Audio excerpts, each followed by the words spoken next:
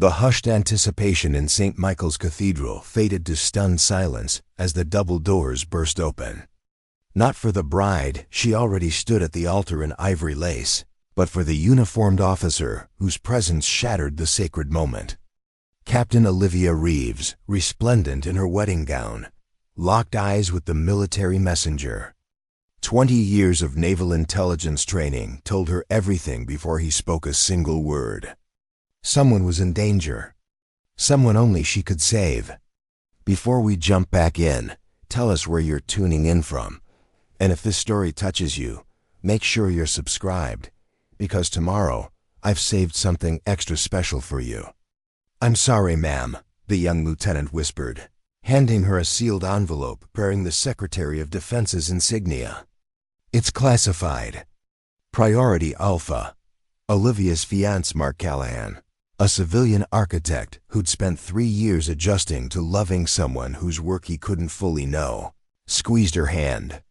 "Tell me this isn't happening," he murmured, his voice steady despite the tremor in his fingers.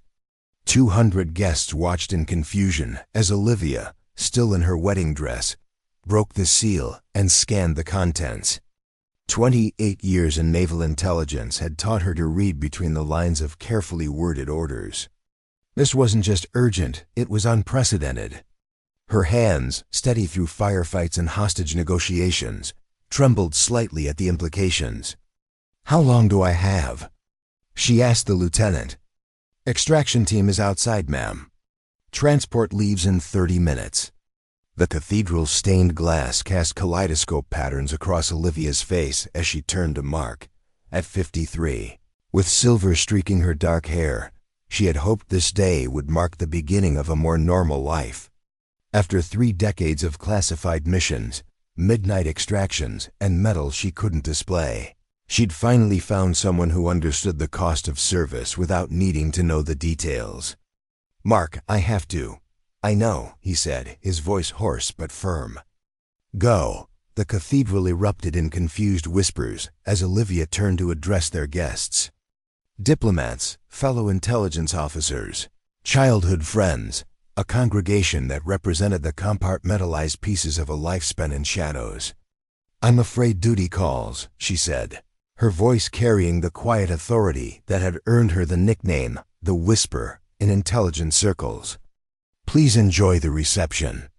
The cake is excellent." Director James Blackwood waited in the unmarked SUV outside the cathedral. At 42, he'd risen quickly through intelligence ranks to become the youngest intelligence director in agency history. His career was still ascending while hers had been scheduled to end with retirement papers waiting on her desk. Retirement that was now evaporating before her eyes. "You look beautiful, Olivia," Blackwood said as she climbed into the vehicle, wedding dress rustling against the tactical gear already waiting on the seat. "I'm sorry about this." "This better be apocalyptic, James," Olivia replied, kicking off her satin heels and reaching for the mission brief. "I just left 200 people and the love of my life standing in a cathedral." "It's worse than apocalyptic," Blackwood said, handing her a tablet displaying satellite imagery. "Ambassador Franklin's daughter has been taken." Olivia's blood went cold. Ambassador Eleanor Franklin was the United States' most senior diplomat in the Middle East peace process. Her 17-year-old daughter, Sarah, had been under protection while attending an international school in Istanbul. "How? When?" 4 hours ago. Professional job. They breached security at the school, neutralized her protective detail, and extracted her without witnesses. Local authorities were notified 30 minutes later when she missed check-in. Olivia studied the satellite images. "Terrorist group?" "We don't think so. No claims, no communications, no demands. This looks like a state-sponsored operation designed to influence the ambassador's position at tomorrow's peace talks." "You have a suspect country?" "The evidence points to Azeristan." Olivia raised an eyebrow. The small but strategically positioned nation had been playing major powers against each other for decades, balancing alliances with precision that kept them independent but influential. And why exactly am I being pulled from my wedding for this? We have extraction teams, special forces, and an entire diplomatic corps. Blackwood's expression shifted. Because you're the only one who can get into Kazim Palace. Olivia's fingers froze over the tablet. Kazim Palace was the presidential residence of Azaristan, a fortress that combined ancient architecture with cutting-edge security. She had infiltrated it exactly once, 15 years ago, on a mission that remained so classified even Blackwood likely didn't know all the details. That was a different time, James. Security will have changed. Some things haven't changed, Blackwood replied, sliding another file across the seat. President Nazari is still in power. And he still trusts you. Olivia opened the file to find a surveillance photo of President Kamal Nazari, the autocratic leader who had maintained iron control over Azaristan for 25 years. Their history was complicated, a word that in intelligence circles covered everything from diplomatic friendships to deadly enemies to former lovers. Does he know I'm coming? No, this operation doesn't exist. The State Department is handling official channels' demands, negotiations, the usual diplomatic dance. But Ambassador Franklin's position is too crucial to the peace process. We need her daughter back before tomorrow's talks, and we need it done in a way that can never be traced back to us. Olivia closed her eyes briefly, the weight of the mission settling on her shoulders.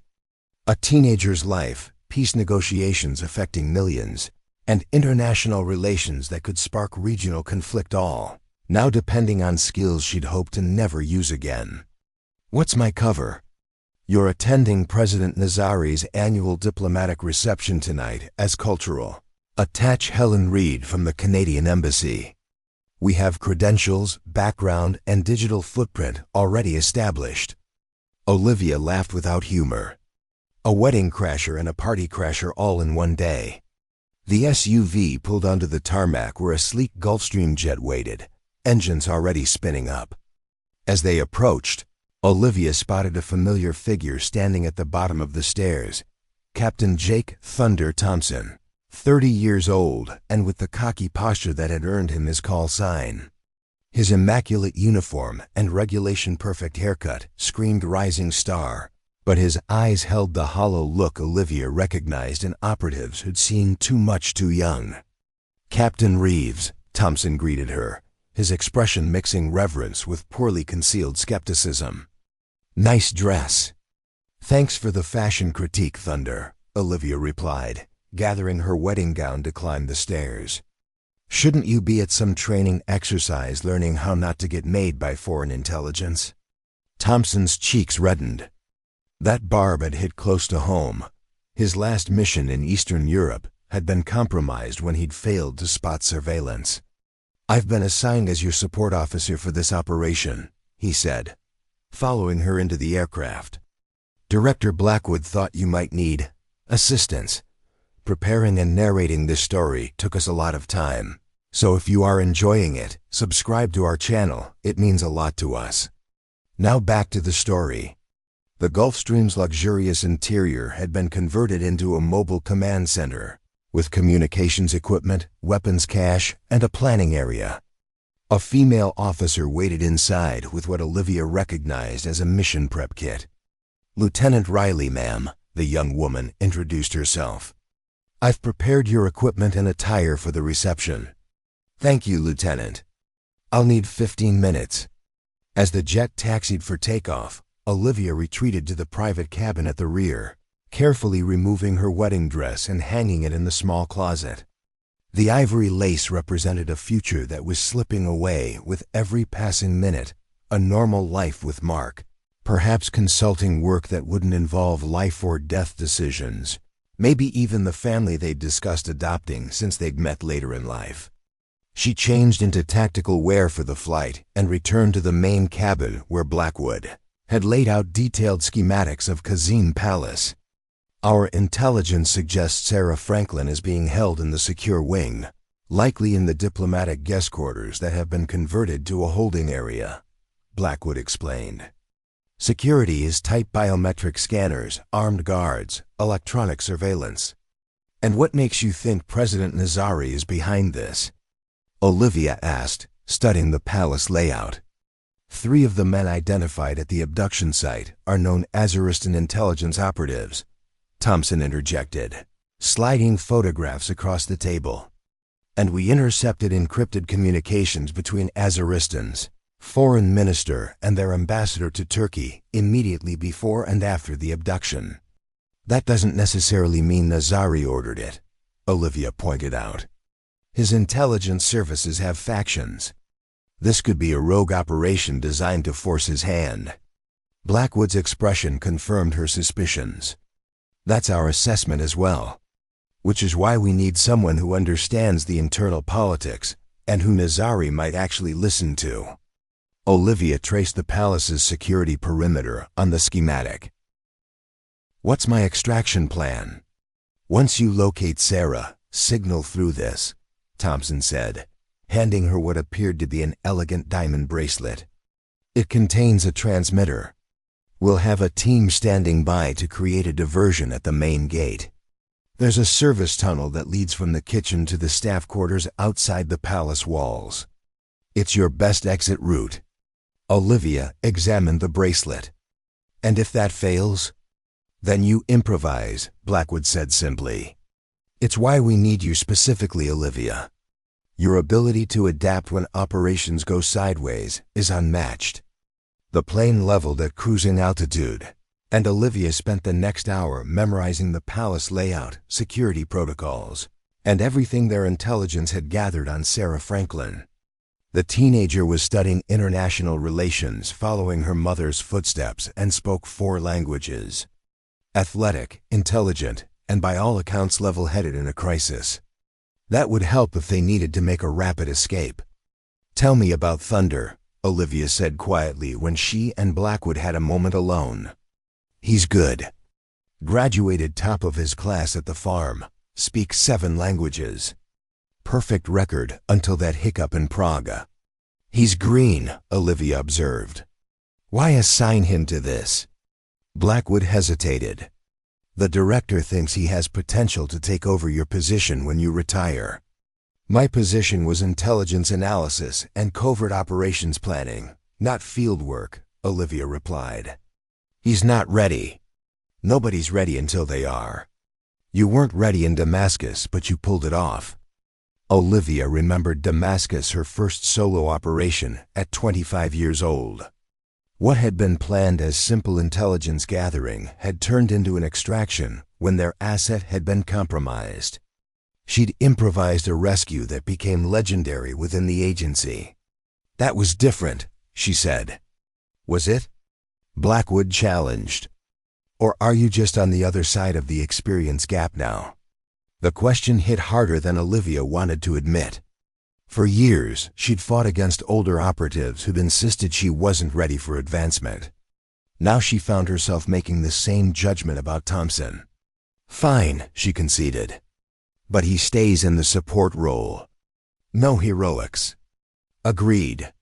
As they approached Turkish airspace, Lieutenant Riley brought in Olivia's cover identity equipment, elegant evening wear suitable for a diplomatic reception, credentials identifying her as Helen Reed, cultural attached to the Canadian Embassy, and a security dossier on her fictitious background.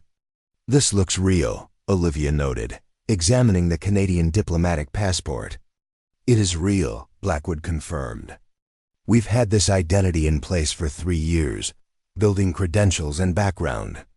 Helen Reed has attended cultural events, filed reports, and maintained an apartment in Ottawa. If anyone checks, she exists. Deep cover for a quick extraction, Olivia mused. Someone planned for this contingency a long time ago. We plan for everything. That's why we're still alive. The Gulfstream landed at a private airstrip outside Istanbul as evening approached. A diplomatic vehicle with Canadian flags on the fenders waited on the tarmac.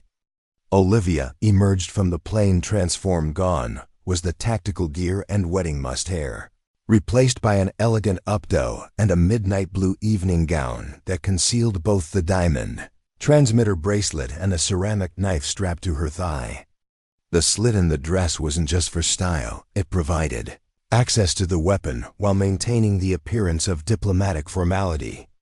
"The reception begins at 8, Blackwood said as they transferred to the diplomatic vehicle. "You'll arrive at 8:30 fashionable but not conspicuous. Your invitation has been arranged through legitimate Canadian diplomatic channels. We have 3 agents already in place as waitstaff. They won't be able to help if things go wrong," Olivia reminded him. "Their cover is too valuable to blow on this operation." "Agreed. They're there for intelligence only. The extraction is on you." Thompson approached as Olivia prepared to depart, his expression serious. "I'll be monitoring from the command vehicle 2 blocks from the palace. If you need emergency extraction, I can have a team on site in 4 minutes." "Let's hope it doesn't come to that," Olivia replied, softening her earlier curtness. "These situations require scalpels, not hammers." "Yes, ma'am." Thompson hesitated. "Can I ask you something?" Quickly. "How do you do it? Walk into these situations alone, knowing everything that could go wrong?" Olivia considered the young operative. Behind the bravado, she recognized the genuine question of someone facing the reality of deep cover operations for the first time. "You accept that something will go wrong," she said finally. "The plan is never the mission.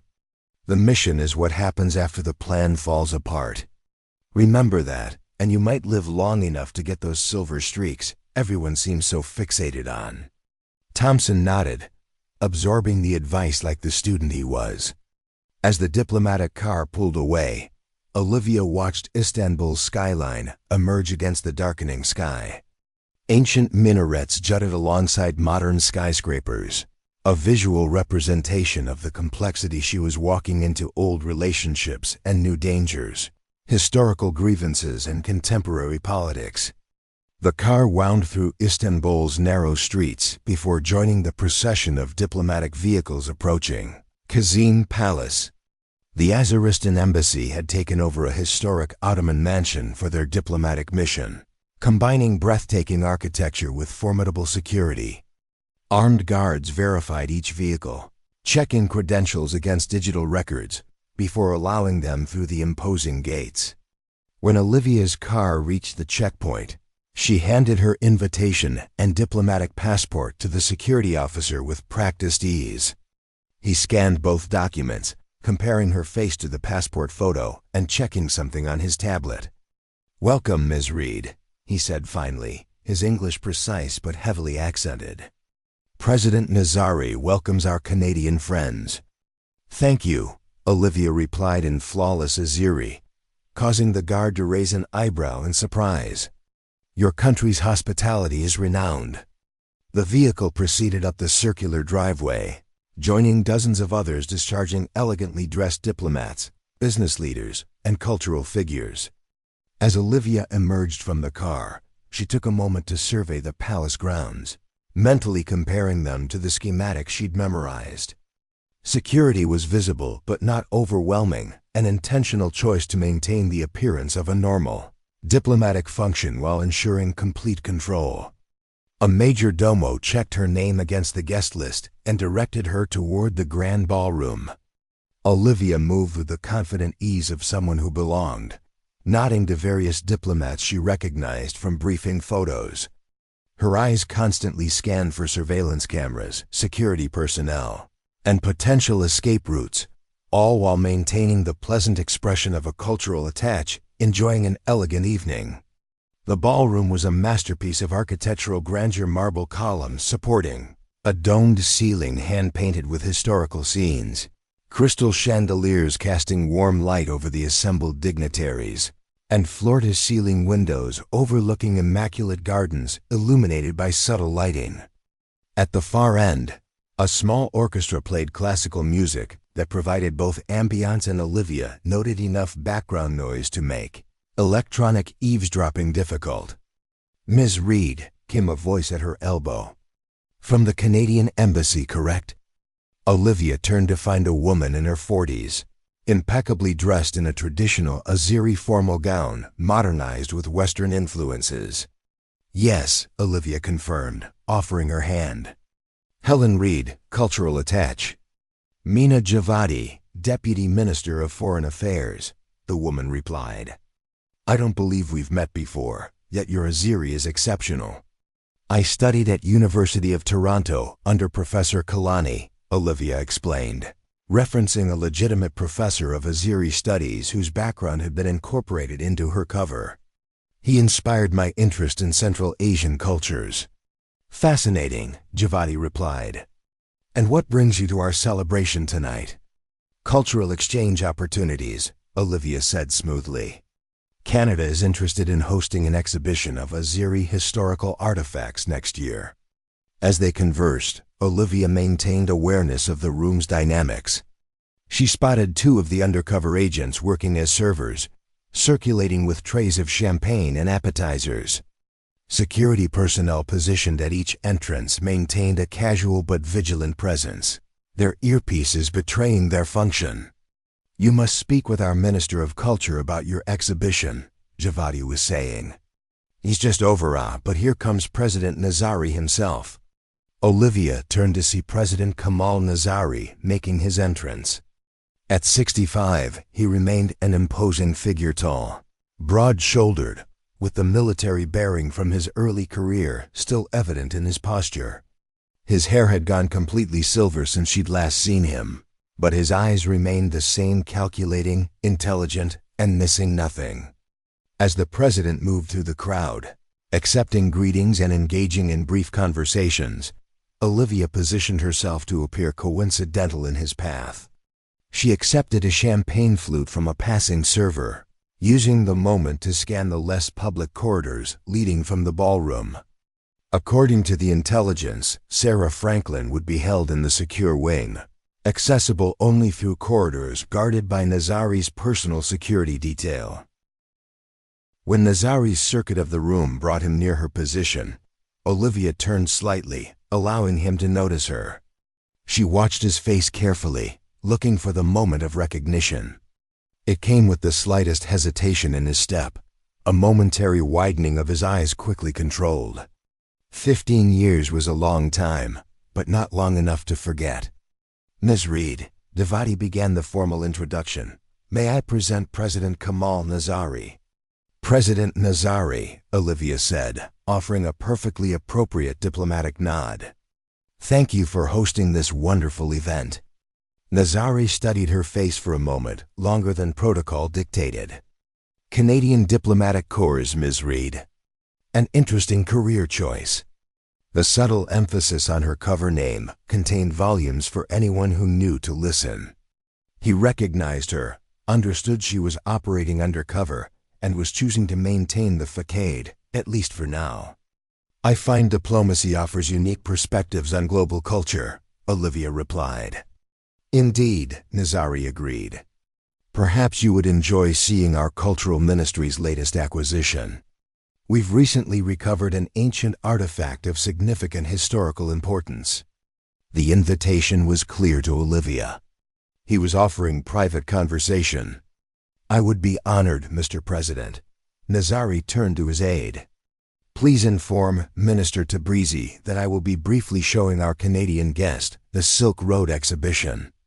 The aide nodded and departed as Nazari gestured toward a less crowded corridor. Two security personnel moved to follow, but the president waved them back. A momentary reprieve from security protocols, he explained for Olivia's benefit. Even presidents need occasional freedom from constant surveillance. As they walked down the ornate corridor, leaving the noise of the reception behind, Olivia felt the weight of 28 years of intelligence work in every step. This moment alone with a foreign head of state she had history with, on an unsanctioned rescue mission, with a teenage girl's life at stake, was the culmination of a career spent in shadows. Olivia, Nazari said quietly when they were beyond earshot of others. Or should I continue with Ms. Reed? That depends on whether you're holding an American teenager against her will, Olivia replied, her voice equally soft but edged with steel. Nazari's expression revealed nothing. Direct as always. It was what I admired about you in Tehran. Tehran was a long time ago, Kemal. We were different people. Were we? Or are we simply standing on opposite sides of the same game? He gestured toward an ornate door guarded by a single security officer who stepped aside at the president's approach. The exhibition is quite impressive, very illuminating. The room they entered was indeed set up as a small museum exhibition, with glass cases containing ancient artifacts from the Silk Road trading era. But Olivia noted immediately that the security in this room was unusual for a cultural display. Signal jammers disguised as lighting fixtures, surveillance cameras with far more coverage than artwork would warrant, and the subtle reinforcement on the door they'd entered through. Beautiful pieces, she commented, maintaining the pretense as she examined a gold-inlaid dagger in the nearest case. Yes, beautiful and dangerous in the right hands, Nazari replied, watching her closely. Much like certain intelligence operatives who appear at diplomatic receptions wearing wedding jewelry. Olivia's hand went instinctively to the diamond, engagement ring she'd forgotten to remove in the rush to prepare her cover identity. Congratulations are in order, I presume? Nazari continued. Though I wonder if your groom realizes you've left your wedding to crash my reception. I didn't come here by choice, Olivia replied, deciding directness was her best approach. Ambassador Franklin's daughter. Nazari's expression darkened. Ah, so that's why Washington has sent their best. I should feel flattered. Is she here? Is she safe? Safe, yes. Here? That's a more complicated question. Nazari moved to a control panel disguised within an antique cabinet and pressed his palm against it. A hidden door slid open in the wall, revealing a secure communications room. Perhaps we should speak more privately. Olivia followed him into the room, every sense alert for a trap. The space contained multiple screens displaying security feeds from throughout the palace, communications equipment, and a reinforced safe embedded in one wall. You've upgraded security since I was last here, she observed. Necessity, unfortunately. The world grows more dangerous by the day.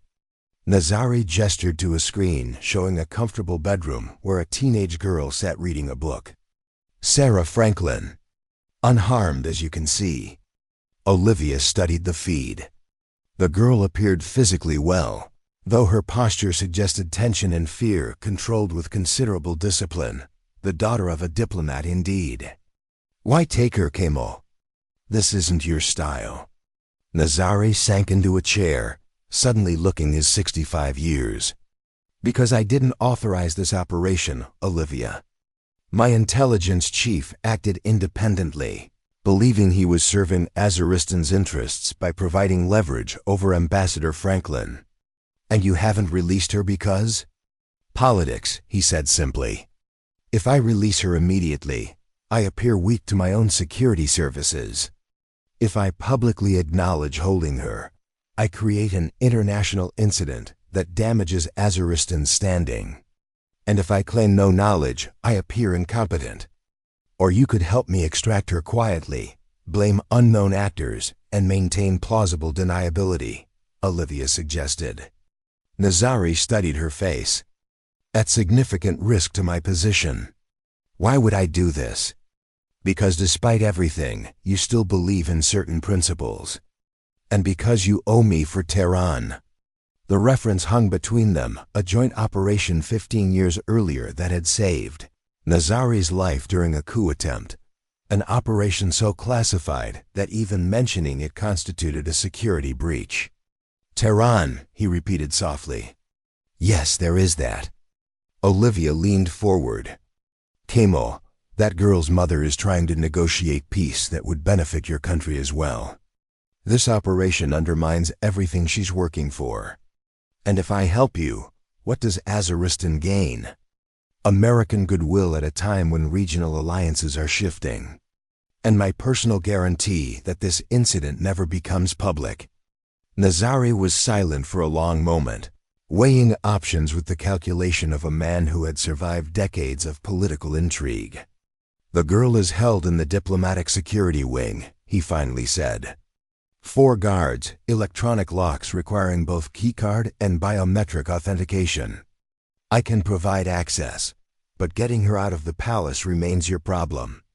I'll handle extraction if you handle access, Olivia confirmed. Nazari nodded once. Decision made. Wait here. As he left the secure room, Olivia quickly activated the diamond bracelet transmitter, sending a coded signal to Thompson's team. She had perhaps 20 minutes before questions would be raised about the president's extended absence from his own reception. Nazari returned within minutes carrying what appeared to be a security keycard and a small electronic device. This will bypass the biometric requirements for 30 seconds, he explained, handing her the device. The guard rotation changes in 12 minutes, creating a 4-minute window when the corridor will be minimally staffed. And my exit? The service tunnel you undoubtedly already know about, he replied with the ghost of a smile. Though I suggest using the southwest entrance rather than the kitchen access. Fewer cameras. Olivia nodded, memorizing the information. If this goes wrong, then we never had this conversation. And you are a Canadian diplomat who overstayed her welcome, Nazari finished for her. The game continues as it always has. Thank you, Kemal. Don't thank me, Olivia. I'm merely repaying a debt while serving my country's long-term interests. He gestured toward the hidden door. I'll create a distraction in the main ballroom in precisely 15 minutes. That should draw additional security from the residential wing. As Olivia prepared to leave, Nazari added, the wedding ring, who is he? Someone who understands what I do without needing to know the details. A rare individual. I hope you make it back to him. Olivia moved through the shadowed corridors of Kazim Palace with practiced stealth, her evening gown rustling softly despite her efforts to silence it. She discarded her heels, tucking them into a decorative urn to retrieve later, if there was a later. The cold marble against her bare feet reminded her of extraction training exercises decades ago, when she'd learned to prioritize silence over comfort. The transmitter bracelet on her wrist pulsed once, indicating that Thompson had received her signal. By now, the extraction team would be moving into position near the service tunnel exit, ready to transport both her and Sarah to safety once they cleared the palace grounds. Olivia checked her watch. 8 minutes until the guard rotation, 15 until Nazari's promised distraction. The timing would need to be perfect too early, and she'd encounter the full security detail. Too late, and questions about her absence from the reception might trigger an alert. She reached the juncture between the public reception areas and the residential wing, pressing herself into an alcove as 2 security guards passed, discussing shift changes in Aziri, their conversation confirmed. Nazari's information, the rotation would create a brief window when the corridor to Sarah's location would have minimal coverage. When the guards had passed, Olivia slipped from her hiding place and continued toward the security wing. The palace's opulence gradually gave way to more functional design, fewer ornate decorations, more surveillance cameras, reinforced doors with electronic locks. This was the transition zone between public diplomacy and state security. The diamond bracelet vibrated twice against her wrist, Thompson signaling that the extraction team was in position. Olivia tapped it once in acknowledgement, then disabled the transmitter function. In the security wing, even the faintest electronic signal might trigger detection systems. She reached a heavy door marked with the Aziri Security Services emblem. According to the palace schematics, this was the primary entrance to the diplomatic security wing where Sarah was being held. Olivia pressed herself against the wall beside the door, counting seconds and listening for approaching footsteps. Right on schedule, the door opened and 2 guards emerged, speaking quietly as they handed over responsibilities to their replacements. Olivia remained motionless in the shadows, controlling her breathing as 4 guards, 2 departing, 2 arriving, passed within feet of her position. When the corridor emptied, she moved quickly to the door before it could fully close. Wedging her foot in the gap, She slipped through into the security wing. The lighting here was harsher, functionality trumping the warm ambiance of the reception areas. Cameras covered every angle, requiring Olivia to time her movements precisely between the scanning arcs. She navigated 3 more corridors, using the keycard Nazari had provided at 2 checkpoints. The security wing was designed like a labyrinth, deliberately confusing to unauthorized visitors, while providing multiple choke points where intruders could be trapped. Finally, Olivia reached the section housing diplomatic guests, a euphemism for everyone from actual visiting dignitaries to prisoners the regime didn't officially acknowledge. A single guard stood outside the door that, according to Nazari's information, led to Sarah Franklin's room. Before Olivia could formulate an approach, distant shouting erupted from the direction of the main reception hall.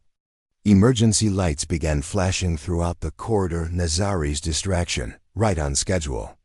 The guard's radio crackled with urgent commands in Azeri, ordering all available personnel to the main ballroom. The guard hesitated, clearly torn between maintaining his post and responding to what sounded like a major security incident.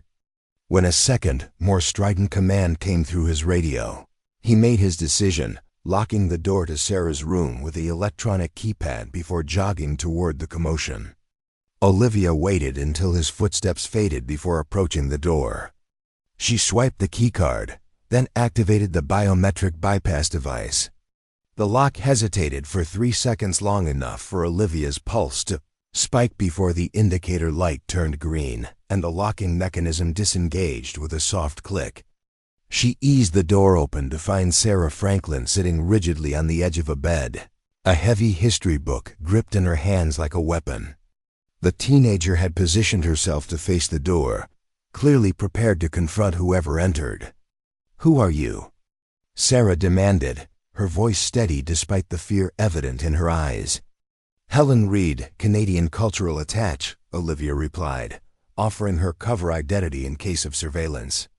Then, lowering her voice to a whisper, "Your mother sent me." "Ambassador Franklin. We're getting you out of here."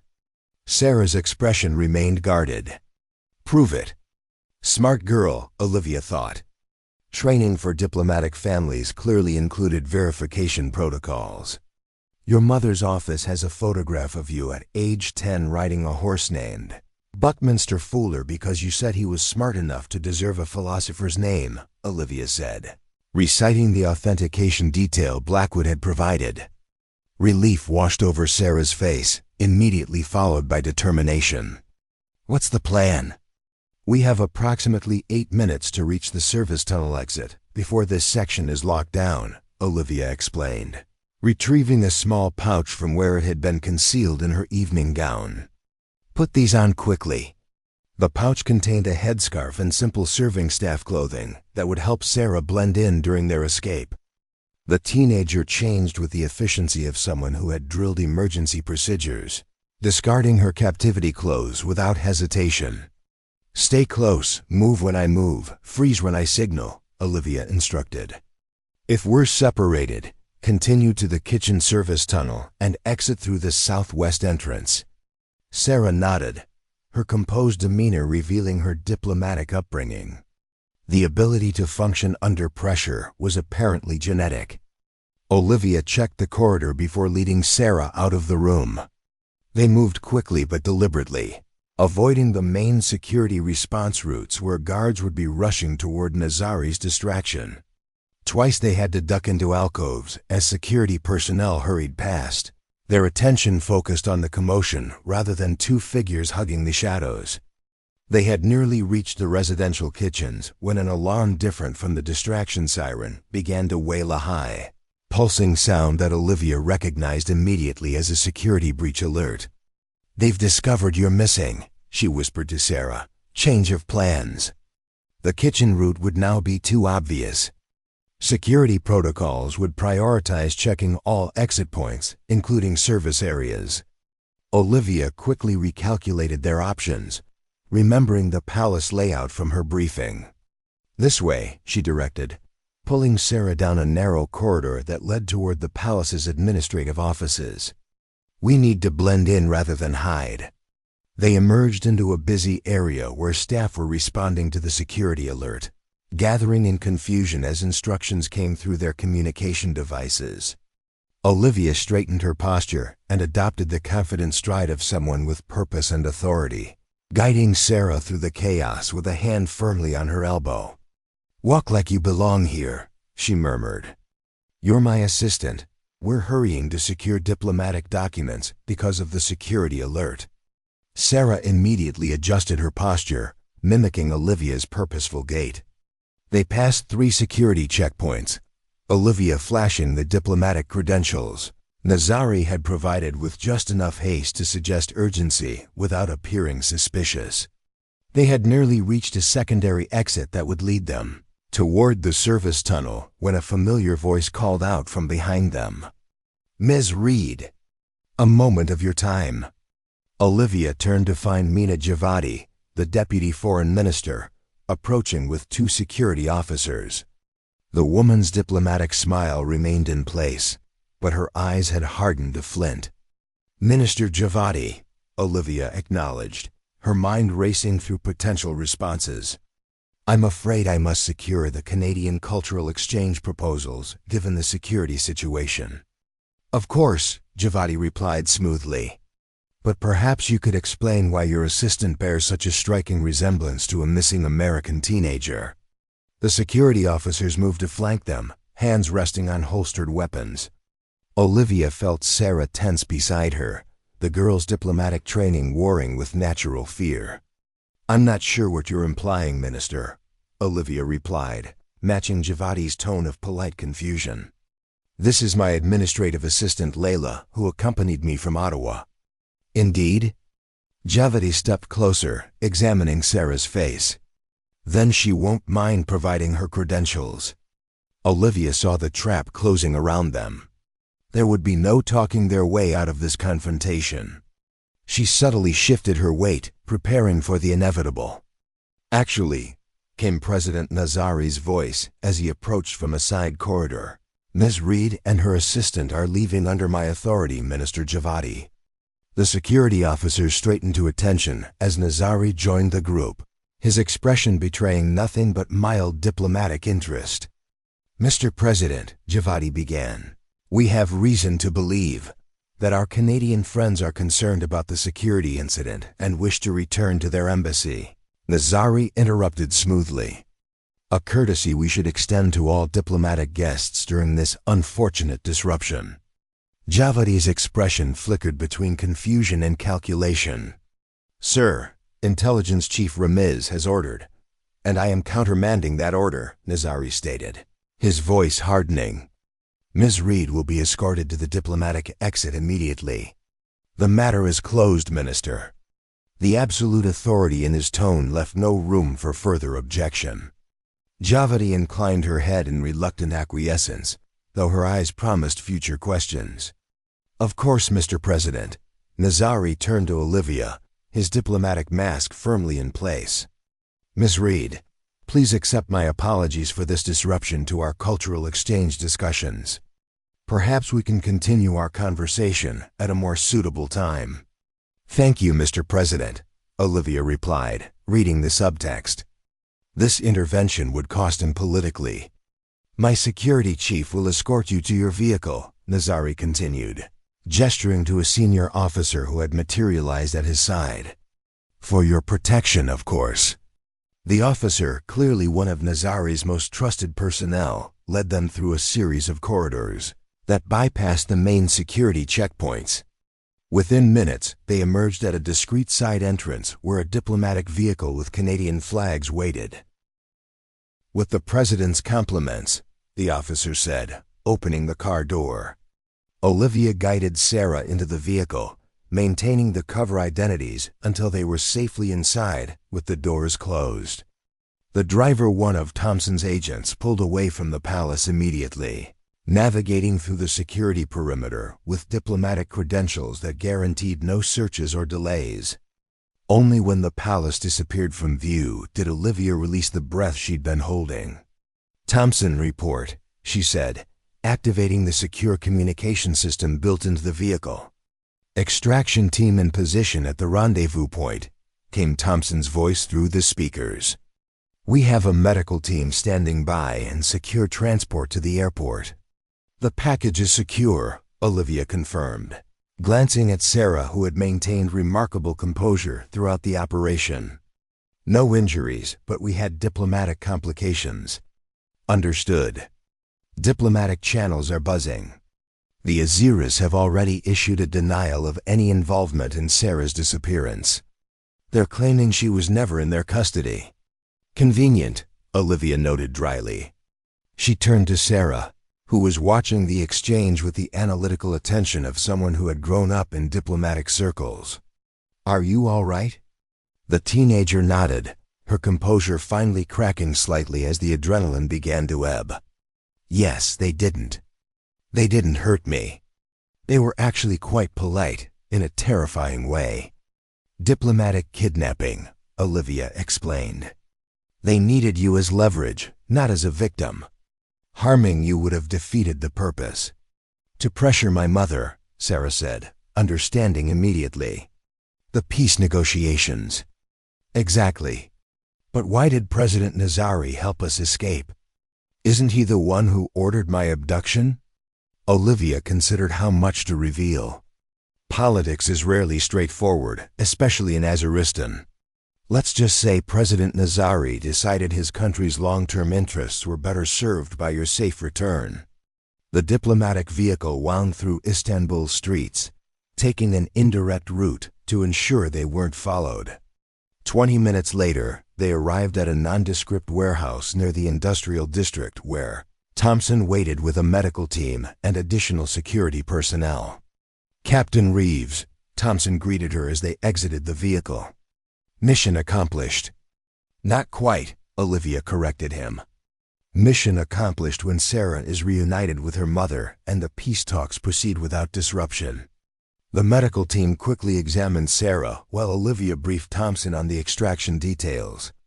The teenager showed no signs of physical trauma, though the doctors recommended psychological support to process the abduction experience. "Transport to the airfield is ready," Thompson reported. "The Gulfstream is fueled and waiting. We can have Sarah in Geneva with her mother in under 4 hours." "Good," Olivia nodded. "I'll accompany her personally." "Director Blackwood thought you might say that," Thompson replied. "He asked me to remind you that your groom is probably still waiting." The mention of Mark sent a jolt through Olivia's system. In the intensity of the mission, she had pushed thoughts of her interrupted wedding to the background. Now reality crashed back 200 guests, a cathedral, and the man she loved left standing at the altar while she flew across the world on a classified extraction. "How long ago did I leave the cathedral?" she asked, suddenly aware that she'd lost track of time across multiple time zones. "Just under 11 hours, Thompson answered, checking his watch. "It's about 10 p.m. in Washington now. Get me a secure line." While the team prepared for departure, Olivia used an encrypted satellite phone to call Mark's personal number. It rang 3 times before his voice, steady but strained, answered. "Mark Callahan." "It's me," Olivia said, the professional operator persona falling away at the sound of his voice. "Olivia." Relief flooded his tone. "Are you all right?" "Yes, I'm sorry about—" "Don't," he interrupted gently. "You don't need to apologize. Not to me, is it? Is everything handled?" The careful phrasing revealed his understanding of operational security. Mark had spent years loving someone whose work required absolute discretion. He never asked for details she couldn't provide. "Almost," she replied. "I need to accompany the package to its final destination. Then I'll be home." "How long?" 12 hours, maybe 15. She hesitated. "Mark, our wedding will happen when you get back," he said firmly. "I've sent everyone home, explained there was a family emergency, and rescheduled with the cathedral for next Saturday. The flowers have been donated to a nursing home, the caterer's rebooking, and your dress is safe at my place." Tears pricked at Olivia's eyes, not from sadness but from Overwhelming gratitude for this man who understood what her service required, without resentment or judgment. "I don't deserve you," she whispered. "Probably not," he agreed with a soft laugh. "But you're stuck with me anyway. Go finish your mission, Captain. Then come home to me." "I will. I love you." "I love you too. Be safe." Olivia ended the call, taking a moment to compose herself before rejoining the team. Sarah was already aboard the transport vehicle, medical clearance complete, and ready for evacuation to Geneva. "Everything okay?" Thompson asked as Olivia approached, noting her expression. "Yes," she replied, surprised to realize it was true. Despite the interrupted wedding, the high-stakes extraction, and the diplomatic complications, the fundamental elements of her life remained intact. Mark understood. The mission had succeeded, and for the moment, at least, balance had been maintained in both her personal and professional worlds.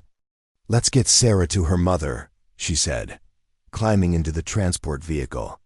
The journey to the private airfield passed without incident, the team maintaining communications blackout as they traveled through Istanbul's outskirts. When they arrived, the Gulfstream stood ready on the tarmac, engines already spinning up for immediate departure. Sarah boarded first, escorted by security personnel, while Olivia received a final briefing from Thompson. "Ambassador Franklin has been informed of the successful extraction," he reported. "She's continuing the preliminary peace talks as scheduled to avoid raising suspicion about our operation." "Good. What's our official story?" Sarah was never in Azaristan custody. She was taken by criminal elements seeking ransom and was recovered through standard diplomatic security protocols. No special operations, no clandestine extractions, and certainly no involvement from a certain cultural attach from Canada. Olivia nodded. The cover story would protect both American intelligence operations and Nazari's political position, a diplomatic fiction serving everyone's interests. "What about Nazari?" she asked. "His intervention cost him political capital. We're monitoring the situation. Initial intelligence suggests he's positioning this as a security failure by Intelligence Chief Ramiz, consolidating his own authority while maintaining plausible deniability about the entire incident." "Smart," Olivia acknowledged. "He gets to eliminate a potential rival while appearing blameless to both domestic and international audiences." "The old chessmaster hasn't lost his touch," Thompson agreed. As Olivia prepared to board the aircraft, Thompson hesitated, then asked, "Permission to speak freely, ma'am?" "Go ahead." "I was wrong about you," he said bluntly. "When Director Blackwood pulled you from your wedding, I thought they were desperate, using a retiring officer past her prime because no one else was available." Olivia raised an eyebrow, waiting for him to continue. "But watching you operate, the way you adapted when the plan changed, how you read Nazari's intentions, your instincts about which corridors to take, it was masterclass. The kind of thing they can't teach us in training." "No, they can't," Olivia agreed. "Because it's not about training, Thunder. It's about experience. About learning from every mission, every mistake, every close call. The kind of knowledge you can only earn by surviving long enough to accumulate it." "I'd like to learn from you," Thompson said. "Before you retire." Olivia studied the young officer. The cockiness that had initially irritated her had been replaced by something more, valuable professional humility and recognition of what he still needed to learn. "We'll see," she said finally. "First, let's complete this mission. Then we can discuss the future."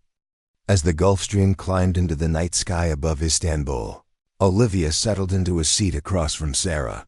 The teenager had wrapped herself in a blanket provided by the flight crew, her expression thoughtful as she processed the events of the past 24 hours. "Is this what my mother does?" Sarah asked suddenly. "Not the diplomacy, the other part. The operations that officially don't exist." Olivia considered her response carefully. "Your mother is a diplomat, Sarah, She works through official channels to achieve peace and stability. But she knows people like you exist, the teenager persisted. People who operate in the shadows when official channels aren't enough. The relationship between diplomacy and intelligence is complicated, Olivia acknowledged. Each serves the other in ways that are rarely acknowledged publicly. Your mother's work creates the conditions that make peace possible.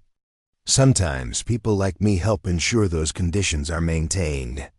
Sarah nodded, absorbing this reality of international relations that wouldn't appear in her textbooks. I want to serve like she does, like you do. Making a difference. There are many ways to serve, Olivia said gently. Find the one that matches your strengths. The Gulfstream leveled at cruising altitude, its powerful engines humming as they carried them toward Geneva, and the reunion that would complete this mission. Olivia gazed out the window at the stars scattered across the night sky, thinking about service and sacrifice, about the wedding she'd left, and the man who understood why she had to go. In 12 hours, Sarah would be reunited with her mother. The peace talks would continue without the leverage of a hostage hanging over them. And Olivia Reeves would begin the journey back to her interrupted wedding, carrying with her another successful mission and the weight of experience that could only be earned through years of service. The future stretched before her retirement, marriage, perhaps even that consulting work she'd considered. But for now, she was still Captain Olivia Reeves, still serving, still making a difference in the shadows while others worked in the light. The Gulfstream touched down in Geneva as dawn broke over the Swiss Alps, their snow-capped peaks gilded by the rising sun. Olivia had spent most of the flight reviewing intelligence reports while Sarah dozed fitfully, the teenager's resilience impressive but not unlimited. Now as the aircraft taxied toward a private terminal, Olivia watched Sarah straighten her clothing and steel herself for the reunion with her mother. Remember, Olivia said gently, the official story, criminal kidnapping, standard diplomatic security recovery, nothing classified, Sarah finished. I know. I've been a diplomat's daughter my whole life. I understand operational security. Olivia smiled. The girl had her mother's intelligence and composure, qualities that would serve her well if she pursued her own career in public service. Your mother doesn't know I was involved, Olivia added. As far as she's concerned, you were recovered by standard diplomatic security protocols. It's better that way fewer complications.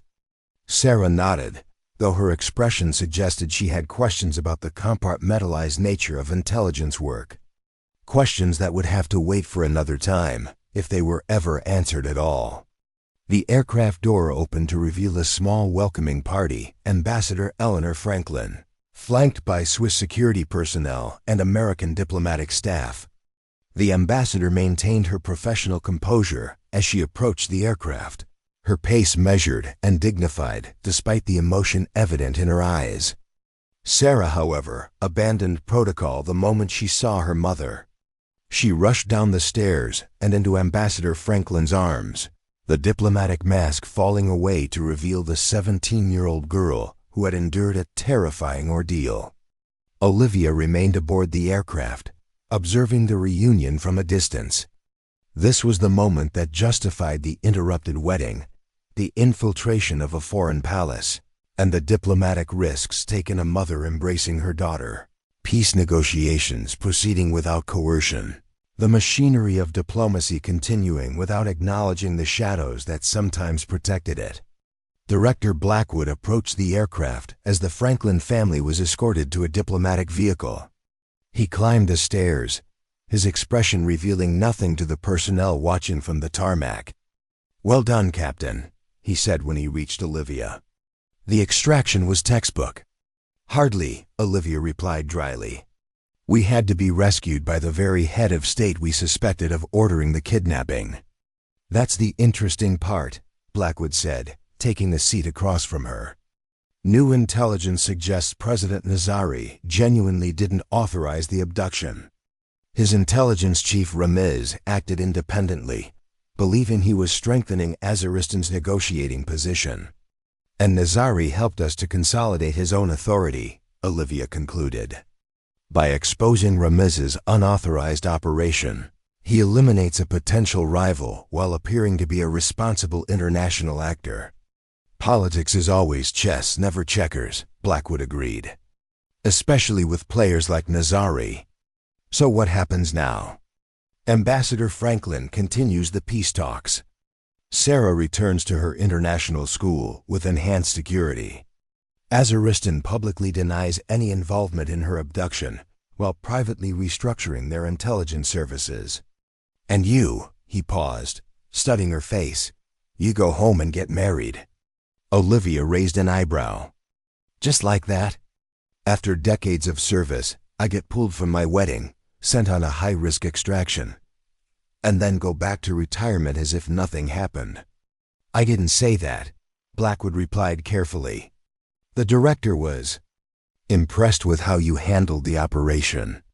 Your experience with Nazari proved invaluable, and your extraction skills remain unmatched despite our younger operators' technical advantages. Meaning? Meaning retirement doesn't have to be absolute. There might be a consulting position available, high-level operations planning, training for special extraction scenarios, mentorship for promising officers like Thompson. Olivia considered the offer. Retirement had always been a nebulous concept for her, an administrative necessity rather than a personal desire.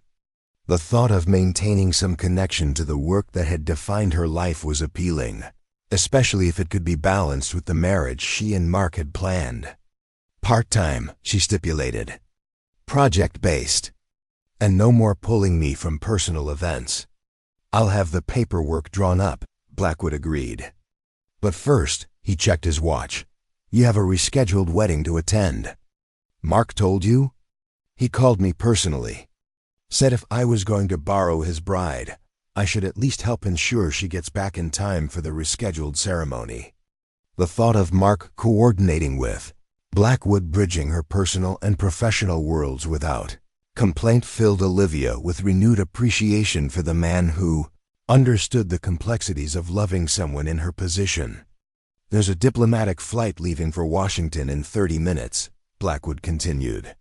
You'll be stateside by this evening, enough time to recover before Saturday's ceremony. Olivia nodded, suddenly feeling the weight of the past 24 hours. The adrenaline that had carried her through the mission was fading, replaced by bone-deep exhaustion and the emotional whiplash of transitioning from bride to operative and back again. One last thing, Blackwood said, handing her a sealed envelope. From Ambassador Franklin. She doesn't know your involvement officially, but, well, diplomats have their ways of knowing things. Olivia accepted the envelope, tucking it into her pocket to read later. Whatever the ambassador had written, it would be carefully phrased to acknowledge a debt that officially didn't exist, the hidden language of gratitude between professionals who understood the shadows behind public service. The diplomatic flight to Washington was a blur of fitful sleep and mission debriefing reports. Olivia documented the extraction details with the precision honed by decades of similar reports, carefully omitting the personal connection to Nazari that had made the mission possible. Some aspects of operations remained beyond classification. They simply never entered the official record at all. As the aircraft began its descent into Andrews Air Force Base, Olivia finally opened Ambassador Franklin's envelope. Inside was a handwritten note on personal stationery, not official letterhead, to the Canadian cultural attaché who shares my interest in historic artifacts. Your expertise proved invaluable in recovering a national treasure. The peace process continues unhindered. My daughter speaks highly of your professional courtesy. When next you visit Geneva, there will always be a place for you at our table. With deepest personal gratitude, Eleanor Franklin. Olivia smiled at the careful wording, acknowledging the debt without explicitly connecting it to any classified operation. Diplomats, like intelligence officers, learned the art of saying everything while officially saying nothing. The aircraft landed smoothly, taxiing to a private terminal where Olivia was surprised to find Mark waiting beside a civilian car rather than the expected government vehicle. He stood tall in the evening light, his architect's eye for detail evident in the perfectly tailored suit that seemed simultaneously professional and welcoming. Olivia descended the aircraft steps, suddenly aware of her rumpled appearance after more than 24 hours in the same clothes across multiple time zones and operations. Mark's smile, however, contained nothing but joy at her return. "Welcome home, Captain," he said when she reached him, pulling her into an embrace that communicated everything words couldn't relieve at her safety, understanding of her mission, and unwavering support for the life she'd chosen. "I'm sorry about the wedding," Olivia murmured against his shoulder. "Don't be," he replied, drawing back to look at her. "I knew who you were when I proposed." The interrupted ceremony just gives us a better story to tell at anniversaries. His ability to find humor in what many would consider an unforgivable disruption was one of the countless reasons she loved him.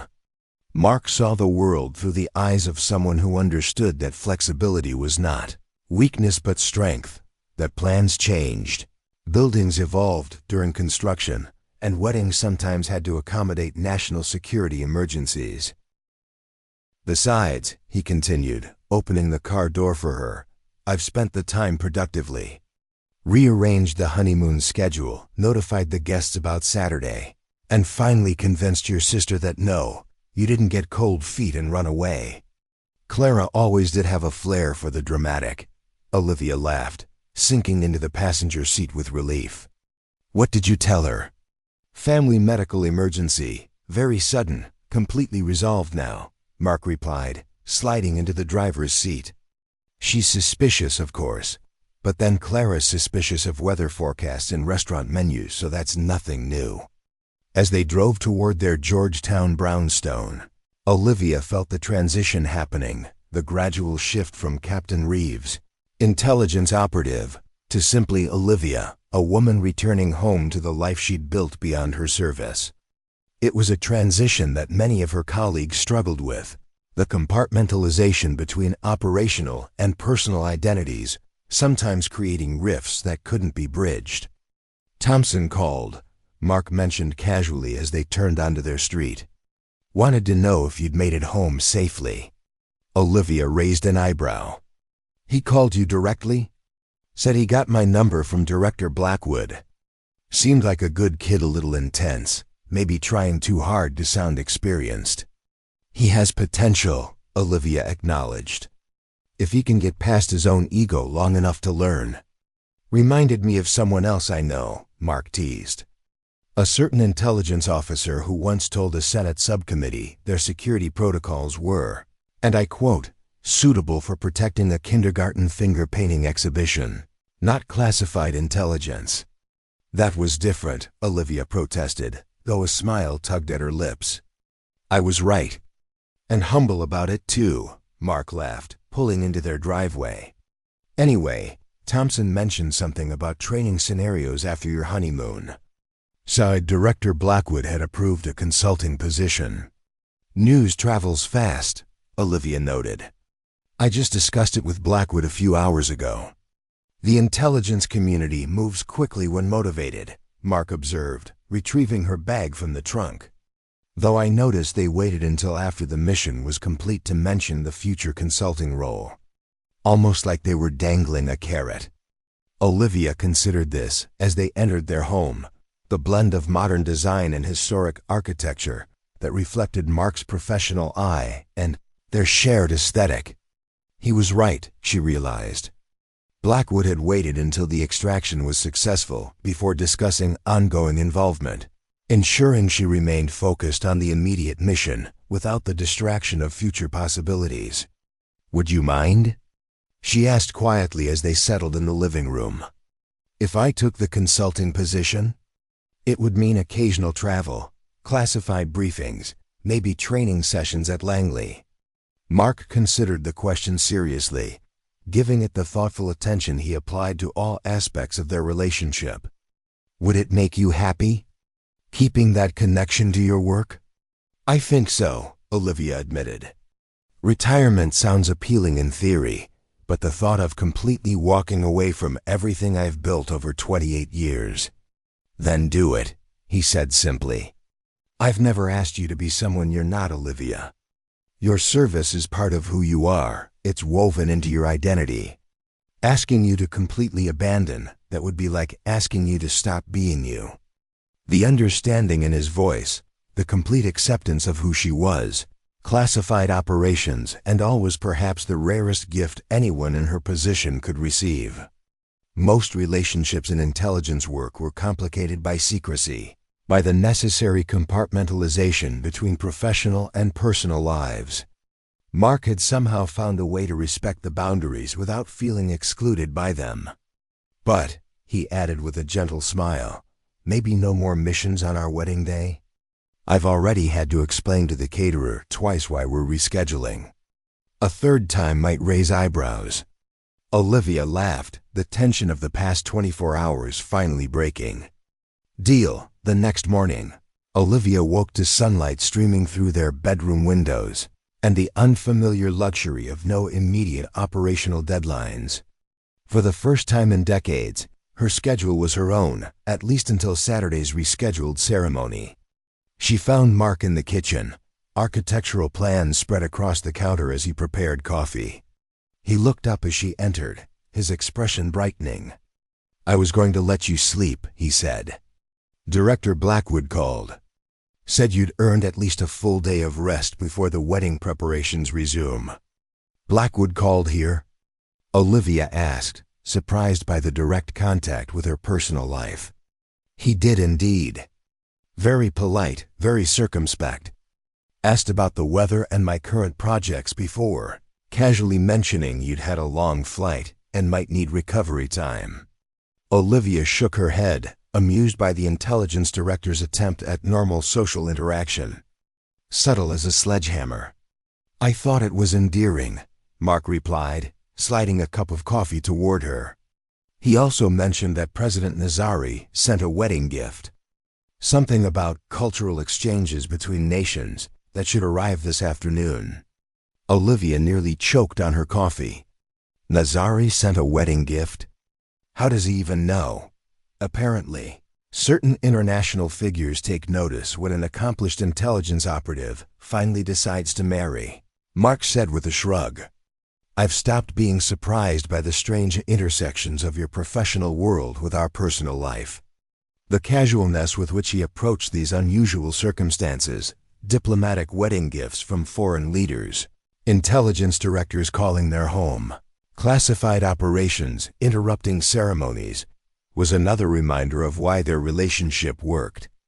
Mark treated the extraordinary aspects of her career as simply part of the package, neither unduly impressed nor intimidated by the shadows in which she operated.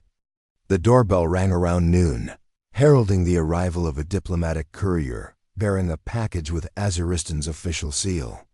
The courier required Olivia's signature, treating the delivery with the gravity of a state document rather than a personal gift. When they opened the package after the courier departed, they found an exquisite antique dagger in an ornate sheath, the same artifact Olivia had admired in Nazari's exhibition during the reception.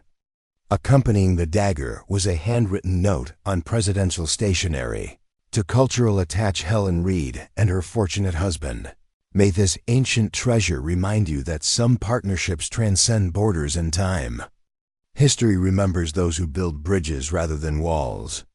With appreciation for your interest in Azaristan's cultural heritage, President Kamal Nazari. Mark whistled softly as he examined the dagger. This belongs in a museum. It's also a message, Olivia explained, reading between the lines of Nazari's note. He's acknowledging our past connection while extending a diplomatic olive branch. The dagger itself is symbolic, beautiful but deadly, historical yet functional. Classic Nazari.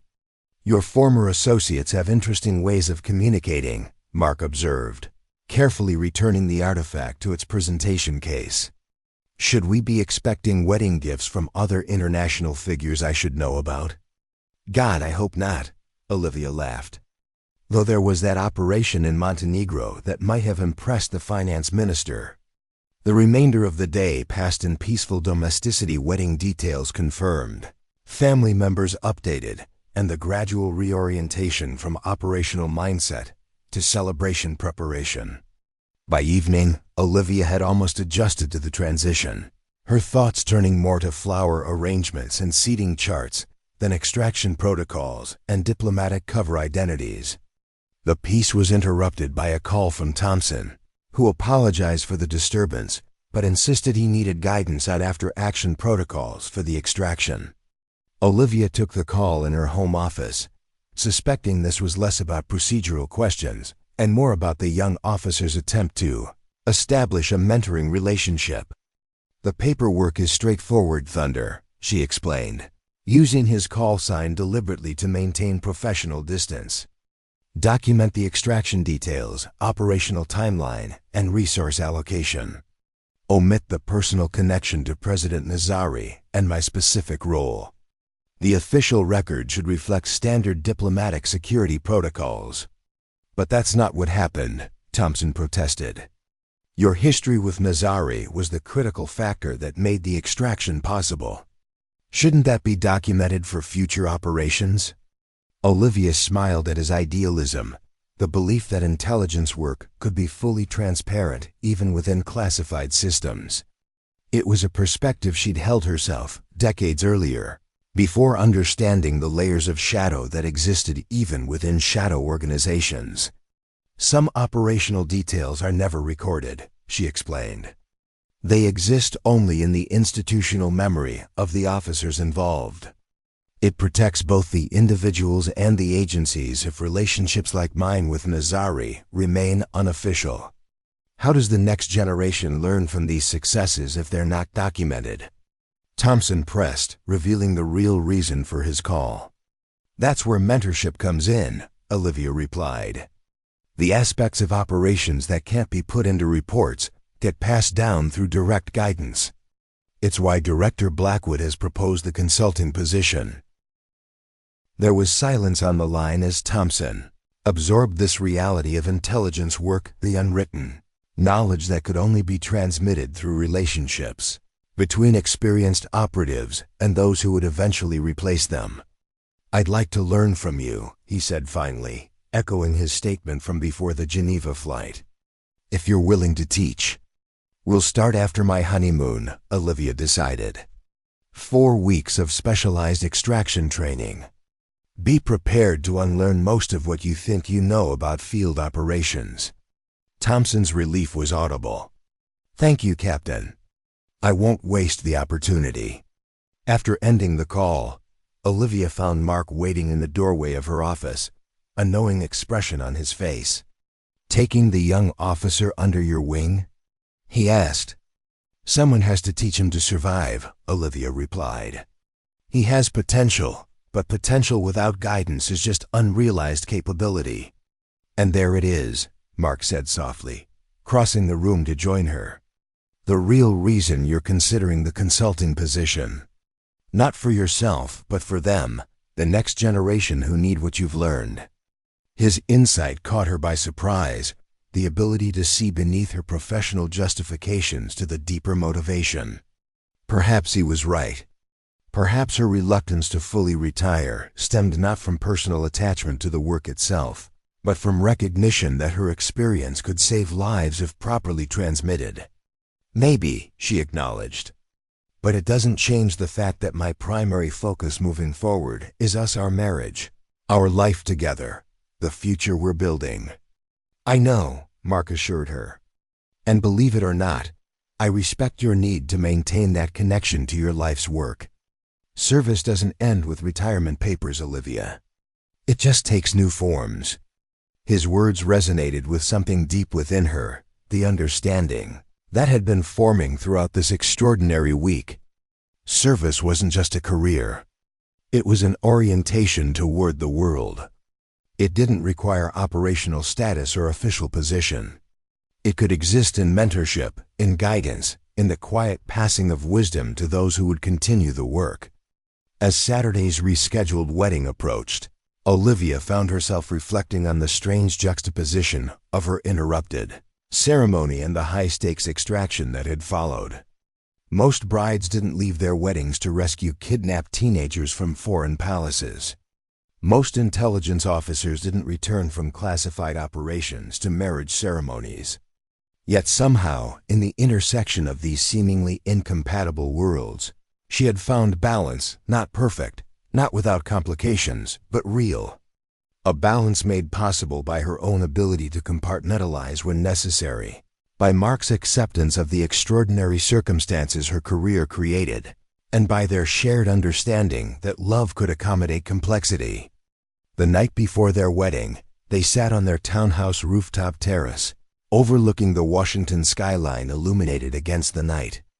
The city represented both the power structures Olivia had served and the personal life she had built alongside that service. "Any regrets?" Mark asked, sipping his wine as they watched the distant lights. "About the interrupted wedding? Or 28 years in intelligence?" "Either, both." Olivia considered the question carefully. "No," she said finally. "No regrets. The work was necessary, is necessary. And the interruption? Well, it reminded me of something important." "What's that?" "That sometimes the most meaningful service happens when plans fall apart," she replied, echoing what she'd told Thompson. "The mission isn't the plan. The mission is what happens after the plan falls apart. Maybe that's true for life too." Mark smiled, understanding the philosophy behind her words. "So our first attempted wedding was just the plan. The real ceremony happens tomorrow, after the original plan fell apart." "Exactly," Olivia agreed, leaning against his shoulder as they gazed at the city below. "And if there's one thing I've learned in 28 years of service, it's that what matters isn't how perfectly the plan unfolds. What matters is whether you accomplish the mission in the end." St. Michael's Cathedral glowed with morning light filtering through stained glass windows, casting kaleidoscope patterns across white rose petals scattered along the aisle. Unlike the first attempt at this ceremony, today's gathering felt different, more intimate, despite the same 200 guests, more meaningful after the interrupted celebration 1 week earlier. Olivia stood in the cathedral's small preparation room, her wedding gown freshly pressed and perfect once more. Her sister Clara fussed with the veil, still suspicious about the family emergency that had halted the previous ceremony. "Are you absolutely certain nothing will interrupt this time?" Clara asked, adjusting a pearl hairpin. "No mysterious officers appearing with classified envelopes? No urgent calls from unnamed government agencies?" "Everything is handled," Olivia assured her, omitting that she had personally disconnected the secure phone in her clutch purse and instructed Director Blackwood that short of nuclear war, she was unavailable for the next 12 hours. "I still don't understand what happened last week," Clara pressed, never one to abandon an unsolved mystery. "One minute we're about to start the ceremony. The next you're rushing out with some lieutenant, and Mark is calmly telling everyone there's been an emergency. And that's all you need to know," Olivia replied with the gentle firmness she'd perfected through decades of maintaining operational security. "Today is about moving forward, not looking back." The church coordinator appeared at the doorway, signaling it was time. Clara gave her sister's gown one final adjustment and stepped back, momentarily overcome by emotion. "You look beautiful," she said softly. "Even more radiant than last week. Maybe interruptions have their purpose after all." Olivia embraced her sister, feeling the weight of unshared experiences between them, all the missions, all the close calls, all the moments of service that shaped her life, but remained classified beyond her family's reach. Clara had never fully understood her sister's work, but she had always understood her dedication, her sense of duty, her willingness to sacrifice personal comfort for larger purpose. "Thank you for understanding," Olivia whispered, "even when I can't explain." The cathedral doors opened, revealing the gathered congregation colleagues whose real names Olivia sometimes didn't know. Friends from civilian life who had no idea what her job actually entailed. Family members who had learned not to ask too many questions about her frequent absences and unexpected cancellations. And waiting at the altar, steady and patient as always, stood Mark. His expression as she entered the cathedral conveyed everything there. Relationship had become trust despite secrets, support despite interruptions, love despite the complexities her career created. Olivia processed down the aisle with measured steps, noting the security personnel discreetly positioned throughout the cathedral, not her request, but Blackwood's insistence after the extraction mission had potentially exposed her identity. Even in this most personal moment, the shadows of her professional life remained, protective rather than intrusive.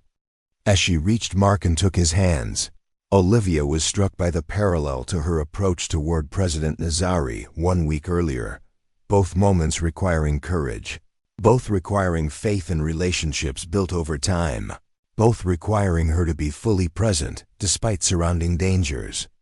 "Made it this time," Mark murmured, his eyes crinkling with the smile that had first drawn her to him at a gallery opening 3 years earlier. "Wild horses couldn't drag me away," Olivia replied, surprised to find her voice unexpectedly thick with emotion. The ceremony proceeded without interruption, vows exchanged, rings presented, blessings offered. When the priest pronounced them husband and wife, the cathedral erupted in applause that seemed to carry extra enthusiasm, as if the congregation was celebrating not just the marriage but the successful completion of the ceremony itself. At the reception, held in the ballroom of Washington's historic Willard Hotel, Olivia was surprised to find Thompson among the guests, standing somewhat awkwardly near the gift table in his dress uniform. "Captain Reeves," he greeted her formally, then caught himself. "Or I suppose it's Mrs. Callahan now." "Reeves Callahan professionally, just Olivia today," she corrected him with a smile. "I didn't expect to see you here, Thunder." "Director Blackwood thought someone from the team should attend," Thompson explained, glancing around the elegant reception. "To represent the, office. He means to provide additional security," Olivia translated, noting the slight bulge of a sidearm beneath Thompson's dress jacket. "In case any of our friends from last week decided to send more than just wedding gifts." Thompson had the grace to look embarrassed. The director was concerned about potential exposure during the extraction. "My presence here is just precautionary." "Of course it is," Olivia agreed, deciding not to mention that she had already identified 3 other agents strategically positioned throughout the reception. Blackwood had apparently taken no chances with her security, despite her insistence that the wedding remain a purely personal event. Mark joined them, champagne flutes in hand. "You must be Thunder," he said, offering one of the glasses to Thompson. "Olivia mentioned you might be joining us." "Jake Thompson, sir," the young officer replied, accepting the champagne with surprise. "It's an honor to meet you." "The honor is mine," Mark responded sincerely. "Anyone who brings my wife home safely deserves my gratitude." Thompson glanced between them, clearly unsure how much Mark knew about the extraction mission. Olivia smiled at his discomfort, the perpetual challenge of intelligence officers in social situations, never certain where the boundaries of classification lay in personal relationships. "Mark knows enough," she assured Thompson. "Not operational details, but the general framework. It's how we've made this work for 3 years." "It's all about compartmentalization," Mark added. "Olivia's exceptional at it professionally. I'm learning to apply it personally, knowing when to ask questions and when to simply trust." Thompson nodded slowly, processing this glimpse into the relationship dynamics that allowed intelligence officers to maintain personal connections despite the secrets their work required. "That's remarkable," he said finally. "Most of the senior officers I know are either single or divorced. The demands of the job are substantial but not insurmountable," Olivia finished for him. "With the right partner and the right boundaries." Before Thompson could respond, Olivia spotted Ambassador Franklin entering the reception with her daughter Sarah. The teenager wore a simple blue dress, her composure restored after the ordeal in Azaristan, though Olivia noted the security detail that remained discreetly positioned around the diplomatic family. "If you'll excuse us," Olivia said to Thompson, "there are some guests we should greet." She guided Mark toward the Franklins, maintaining the pretense that this was simply a diplomatic courtesy rather than a meaningful reunion with someone whose life she had helped save just days earlier. "Ambassador Franklin," Olivia greeted her warmly. "I'm so honored you could attend." "I wouldn't have missed it," the ambassador replied, her diplomatic training allowing her to maintain the fiction of casual acquaintance, while her eyes conveyed deeper knowledge. "Sarah insisted we come to congratulate you properly." The teenager stepped forward, offering a small gift box. "For you and your husband," she said. "A token of appreciation for cultural exchange programs." Olivia accepted the gift, recognizing the careful phrasing that acknowledged their connection without explicitly referencing classified events. "Thank you, Sarah. How are your studies progressing?" "Very well," the girl replied with a meaningful glance. "I've developed a particular interest in international security protocols. Perhaps a career change from diplomacy to something more direct." Ambassador Franklin sighed. "My daughter seems to have found new inspirations recently, though I've suggested she might want to complete her education before making career decisions." The dagger seemed appropriate, beautiful but practical, historical yet still relevant.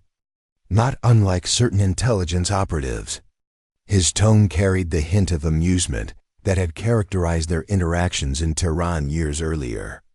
"I trust the second ceremony proceeded without interruption?"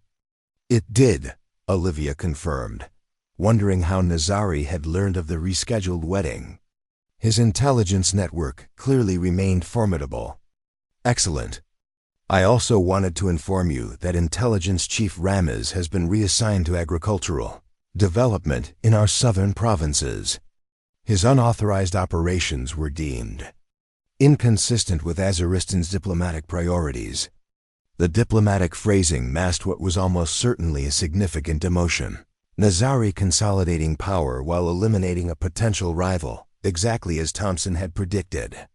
"Azaristan's commitment to diplomatic solutions is appreciated," Olivia replied carefully. "As is America's discretion regarding recent events," Nazari countered. "Ambassador Franklin's peace negotiations are proceeding productively. Sometimes shadow operations create space for public progress." "That has often been my experience," Olivia acknowledged. "One last thing," Nazari added. "I understand you're transitioning to an advisory role rather than field operations. A wise choice experience should guide rather than risk itself unnecessarily. Perhaps our paths will cross again in this new capacity." "Perhaps," Olivia agreed noncommittally, "though preferably under less urgent circumstances." Nazari laughed. "Indeed. Congratulations again on your marriage, Captain. May it bring you the peace that has sometimes eluded our professional endeavors." When the call ended, Olivia returned to Mark, who waited patiently for whatever explanation she could offer. "Diplomatic congratulations," she summarized, "and confirmation that the situation we discussed has been resolved favorably." "Not at all," Olivia assured him, letting her professional contemplations fade as she focused on the personal journey ahead. "For the next 2 weeks, I promise to think about nothing more complicated than Portuguese wine and coastal sunsets." As their plane took off into the night sky, Olivia watched Washington recede beneath them, the city where she had served for 28 years becoming a constellation of lights before disappearing into darkness. Not an ending but a transition, not a departure but a shift in perspective. From wedding altar to war zone and back again, her journey had come full circle. The interrupted ceremony had demonstrated what Mark had always understood, that her service was not just a career, but an identity, that her skills could save lives when circumstances demanded sacrifice. And the completed celebration had affirmed what Olivia herself had sometimes forgotten, that service could take many forms. That wisdom shared might save more lives than operations conducted. That experience had value beyond active duty. Their aircraft banked gently toward the Atlantic, carrying them away from past interruptions and toward future possibilities. Behind them lay decades of classified operations. Ahead lay new forms of service, new applications of hard-earned wisdom, new ways to bridge professional dedication and personal fulfillment. The balance wasn't perfect. It never would be in lives touched by intelligence work, but it was real and meaningful and worth the complications it created. Like the antique dagger Nazari had sent as a wedding gift, it was both beautiful and practical, historical yet relevant to the present moment. As Mark's hand found hers in the darkened cabin, Olivia felt the rare peace that comes from reconciling seemingly contradictory elements of one's life: the operative and the spouse, the mentor and the student, the past and the future. Different aspects of a unified whole, different expressions of the same core commitment to service and purpose. Up next, you've got 2 more standout stories right on your screen. If this one hit the mark, you won't want to pass these up. Just click and check them out. And don't forget to subscribe and turn on the notification bell so you don't miss any upload from us.